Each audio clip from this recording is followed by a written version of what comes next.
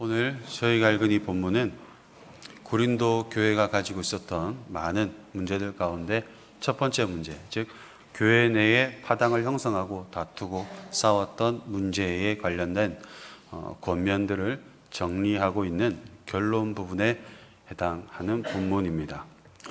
간략하게 지난 내용을 한번 살펴보면 바울은 이 문제와 관련하여 먼저 이러한 현상은 고린도 교인들이 여전히 세상의 지혜를 의존함에 의하여 비롯된 일임을 지적하면서 세상의 지혜는 미련한 것이다. 하나님의 지혜, 하나님의 능력, 즉 그리스도의 십자가를 붙들어라 라고 권면을 했습니다. 그리고 이어서 3장에 들어오면서 너희는 바울이 닦은 복음의 터 위에 집을 짓는 자들이다.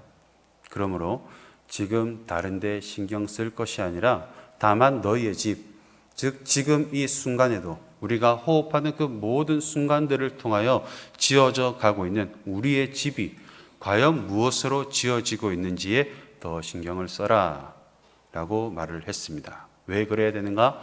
너희는 하나님의 성전이기 때문이죠. 그런데 하나님의 성전은 거룩해야 합니다. 그래서 하나님은 우리를 거룩하게 불러주셨는데 세상의 지혜로 다시 우리를 더럽혀서는 안 되겠죠. 왜냐하면 더럽혀진 것, 거룩하지 아니한 것, 세상의 지혜는 그날에, 즉 마지막 날에 모두 불타 없어질 것이고 그것들로 집을 지은 사람들은 결국 해를 받게 될 것이기 때문에 그러므로 어떻게 해야 되는가 하면 세상의 지혜를 버리고 지금 지어져 가고 있는 우리의 집을 불타 없어질 재료들로 짓는 것이 아니라 불에 타지 않는 것, 거룩한 것, 하나님의 의한 것, 하나님의 지혜로만 집을 지어라 라고 권면을 했습니다. 그리고 이어서 오늘 본문을 포함하여 4장 마지막 부분까지 이 모든 내용들을 정리하면서 전체적으로 마무리를 하고 있는데 그러다 보니 내용이 좀 많습니다. 그렇지만 흐름만을 따라서 한번 간략하게 살펴보도록 하겠습니다. 먼저 바울은 오늘 본문 18절에서 아무도 자신을 속이지 말라, 즉 스스로 속이지 말라라고 말씀하고 있습니다. 그렇다면 지금까지의 흐름을 볼 때에 여기서 속이지 말라라고 말씀하고 있는 것은 어떻게 무엇을 하지 말라는 말씀일까요?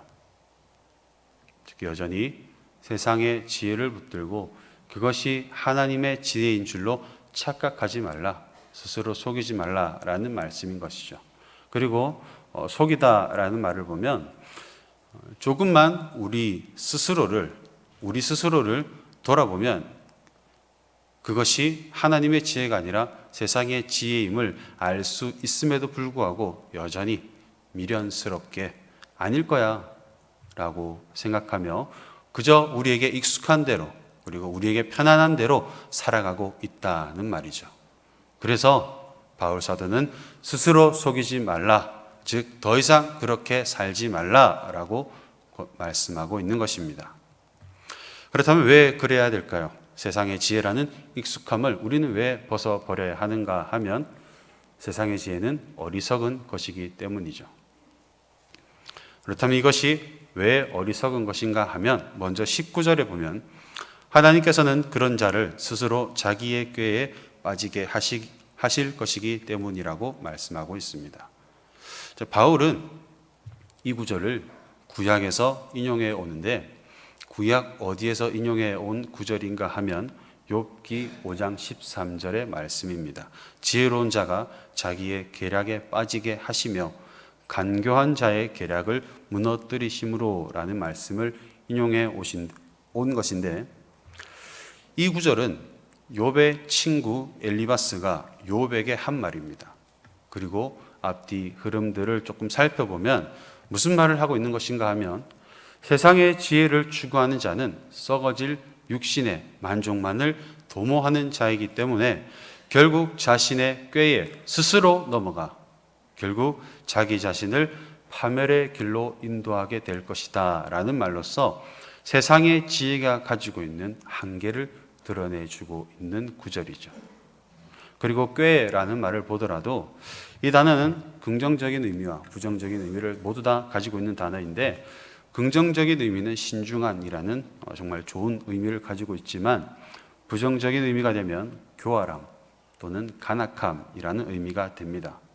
그러나 안타깝게도 이 단어는 통상적으로는 부정적으로 많이 쓰이는 단어이며 오늘 저희 본문에서도 역시나 부정적으로 사용되었습니다. 그래서 세상의 지혜는 겉만 번지르르한 지혜, 한계를 가지고 있는 지혜.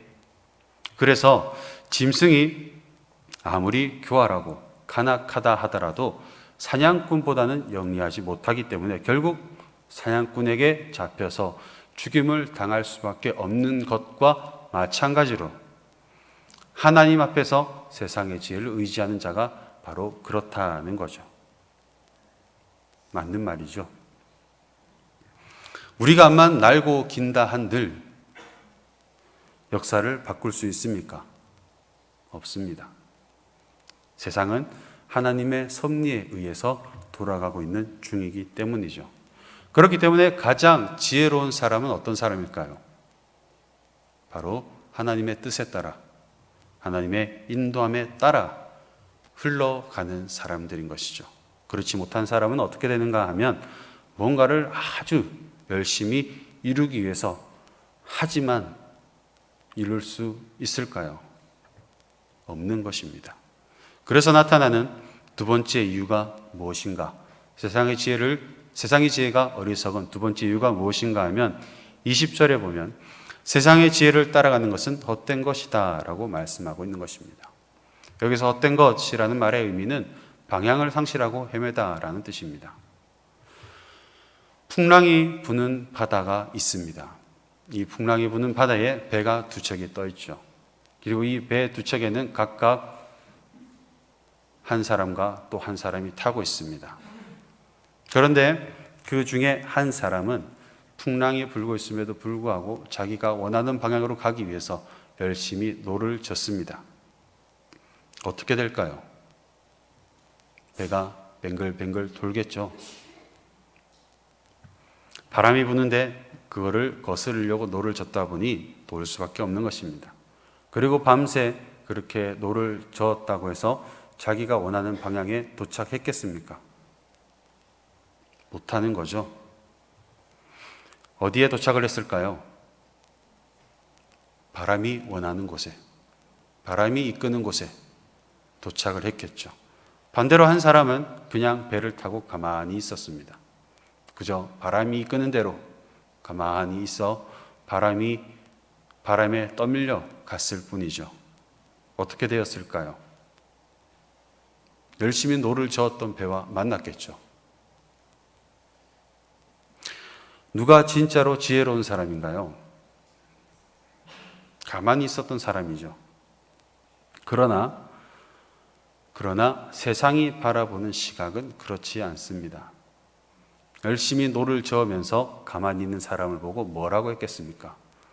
저 미련한 사람, 저렇게 가만히 있다가 무슨 일을 당할 줄도 모르고 라며 밤새도록 노를 저었지만 결국 둘은 만날 수밖에 없는 것이고, 그렇기 때문에 하나님의 뜻에 모든 것을 맡기고 가만히 있는 사람은 세상의 사람들이 보기에는 미련하고 답답하고 어리석어 보일지 모르겠지만 실상은 그 사람이 가장 지혜로운 사람이라는 거죠.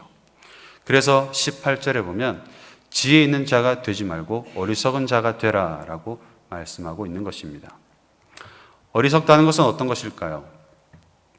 18절을 원문으로 보면 너희 중에 라는 말과 이 세상에서 라는 말을 바로 붙어 있습니다. 붙여서 대치시켜 놓고 있죠. 어떤 의미인가 하면 성도는 교회와도 관계를 맺고 세상과도 관계를 맺는 사람들입니다. 세상에만 속해 있다면 그 사람은 성도라고 할 수 없습니다. 그리고 교회 안으로 들어온 성도라고 할지라도 세상과 완전히 단절해서 살 수는 없는 것이죠. 그렇기 때문에 성도는 교회와 세상 모두에 속한 존재라고 할 수 있는데, 그렇다고 해서 성도가 교회와 세상의 관계를 똑같이 맺을 수 있는가 하면 아닙니다. 두 군데에 동시에 속해 있긴 하지만 두 군데와 성도의 관계는 다를 수밖에 없는 거죠. 왜냐하면 세상과 신앙은 가치관에 있어서 정반대의 것을 요구하고 있기 때문에 세상이 요구하는 것은 나만 아니면 되고 어떻게 해서든지 성공하면 되고 무슨 수를 써서라도 최대의 이익을 내야 하지만 신앙이 요구하는 것은 차라리 나여야만 하고 어떻게 해서든지 화목해야 하며 무슨 수를 써서라도 원수를 사랑해야 하기 때문에 결국 내가 조금 손해볼 수밖에 없는 삶인 것이죠. 그렇기 때문에 말씀을 따라 살아가는 진짜 성도의 삶은 세상에서는 일확천금을 벌지 못할 수도 있습니다. 또는 높은 자리에 올라가 군림하는 천하를 호령해 보지 못할 수도 있습니다. 그렇기 때문에 세상이 보기에 이 사람은 어리석은 자처럼 보일 수밖에 없는 것이죠. 그렇다고 실패한 인생일까요? 그렇지 않습니다. 이런 사람들은 세상의 시각으로 보기에는 어리석은 자들이지만 실제로는 하나님의 지혜를 통하여 하나님을 얻은 자들이죠. 하나님을 얻는 것이 무엇이 그리 대단할까요? 21절부터 23절에 보면 이렇게 말씀하고 있습니다. 만물이 다 너희의 것이고 바울이나 아볼로나 게바 그리고 세계나 생명이나 사망이나 지금 것이나 장래의 것이나 다 너희의 것이다. 그런데 너희는 그리스도의 것이요 그리스도는 하나님의 것이니라 라고 말씀하고 있죠. 무슨 말인가 하면 간단하게 말하면 이 땅의 모든 만물뿐만 아니라 앞으로 되어질 그 모든 일들까지도 누구의 것이라는 말씀인가 하면 하나님의 것이라는 말씀이죠. 그런데 어째서 바울은 그 모든 것이 우리의 것이라 말하고 있는가 하면 아들이기 때문이죠. 아들이기 때문에 그리스도가 하나님의 아들이듯이 우리 역시나 그분의 아들이기 때문에 아버지인 하나님의 것은 곧 아들인 우리의 것도 되는 것입니다. 그래서 4장 7절에 보면 내게 있는 것 중에 받지 아니한 것이 무엇이냐. 즉 우리에게 주어진 이 모든 것들은 우리가 열심히 노력해서 얻은 것이 아니라는 거죠. 우리가 필요하기 때문에 또는 필요했기 때문에 하나님께서 우리에게 공급해 주신 것들이라는 말씀인 것입니다. 그런데 이 공급이 단회적인 것일까요? 아니면 우리의 평생에 지속적으로 일어날 일일까요?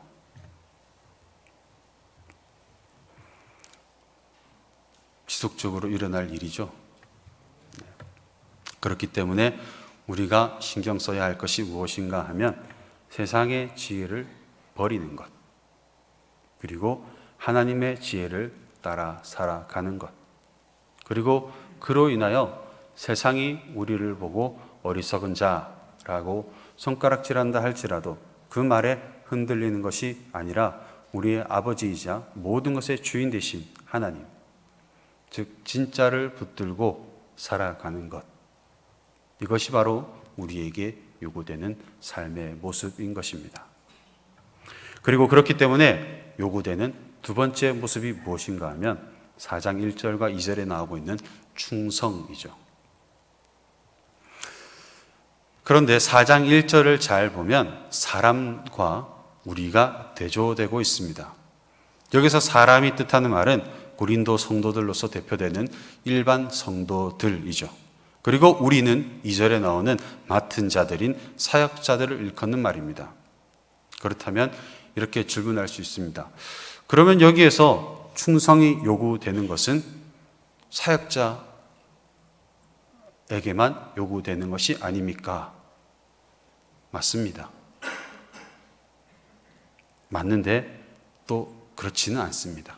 무슨 말인가 하면 6절에 보면 본을 보였으니 라는 구절이 있죠. 무슨 말인가 하면 충성으로 우리가 본을 보였으니 너희 역시도 그렇게 해야 된다라는 말씀인 것이죠. 즉 충성이 요구되는 첫 번째 무리는 사역자 무리가 맞습니다만 그것이 거기에만 국한되어 있는 것이 아니라 일반 성도들 우리 모두에게 확장되어 적용되어진다는 것이죠. 그렇다면 어떻게 하는 것이 충성인가? 먼저 1절에 보면 우리를 그리스도의 일꾼이요 라고 말씀하고 있는데 여기서 일꾼이라는 말은 이 말씀이 기록된 1세기 당시에는 어떻게 사용되었는가 하면 배 밑에서 노를 젓는 노예를 일컫는 딱 그들을 지칭하는 단어였습니다. 그렇다면 이런 자들이 감당해야 하는 충성은 무엇일까요? 그저 시키는 대로 노를 젓는 것이죠. 많은 1세기 당시를 배경으로 하는 영화들, 우리나라 영화도 명랑해 보면 나오더라고요. 배 밑에서 노를 젓는 사람들.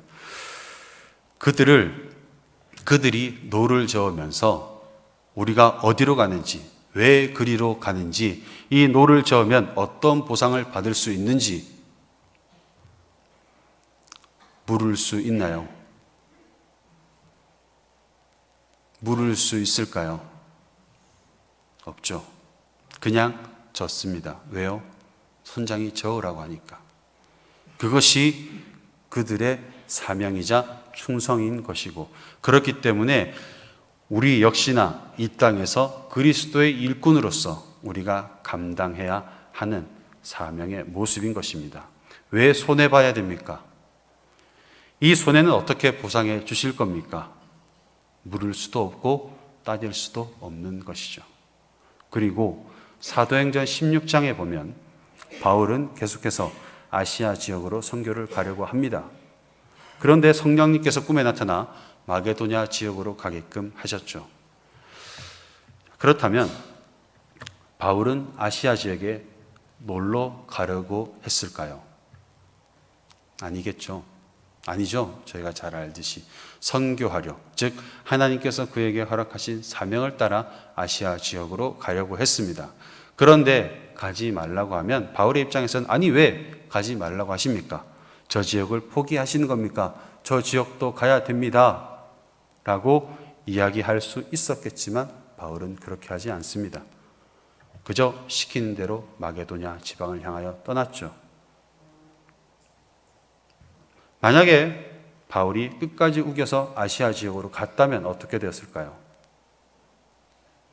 하나님께서 아시아 지역을 위하여 예비하셨던 베드로와 충돌이 일어났을 것이고, 또 역으로 마게도냐 지역이 버려지게 되었겠죠. 이것이 바로 우리가 그저 충성해야 하는 이유인 것입니다. 역사에 관한 큰 그림을 하나님께서는 우리에게 허락하신 적이 없습니다. 그것은 오직 하나님만이 아시는 것이고, 그 깊으신 뜻에 따라 이 땅의 모든 사역들을 이루어 가시고 계시는 중이시기 때문에 우리의 좁은 식견을 따라 행해서는 안 되는 것이며, 오직 하나님께서 시키시는 일을 시키시는 방법만을 따라 할 때에야 비로소 충성한다라고 말할 수 있게 되어지는 것이고, 이 충성을 통하여 결국에는 하나님의 나라는 세워져 가게 되는 것이며, 그렇기 때문에 6절에 보면 기록된 말씀 밖으로 넘어가지 말라라고 말씀하시고 계시는 것입니다. 말씀을 맺겠습니다. 우리는 세상과는 다른 곳을 바라보는 자들입니다. 그렇기 때문에 세상이 추구하는 것과 다른 것을 추구하며 살아가는 사람들이 바로 우리인 것이죠. 그렇기 때문에 우리가 이 땅에서 마땅히 살아내야 하는 삶의 방식, 즉 세상의 지혜가 아니라 하나님의 지혜를 붙들고 살아가다 보면, 또 그 지혜를 따라 살아가다 보면 어쩔 수 없이 세상은 우리를 어리석은 자로 여길 수밖에 없습니다. 그러나 그들은 우리가 추구하는 것이 무엇인지 알지 못할 뿐더러 알려고 해도 결탄코 알 수가 없기 때문에 그들의 우리를 향한 시선은 어쩔 수 없는 것입니다. 그러므로 그들의 시선에 흔들리거나 또는 신경 쓰지 말고 오직 하나님의 지혜만을 붙들고 오직 하나님께 충성하시기를 바랍니다. 그래서 마지막 때에 결국 우리가 추구했던 그것을 취하는 성도님들 되시기를 주님의 이름으로 소원합니다.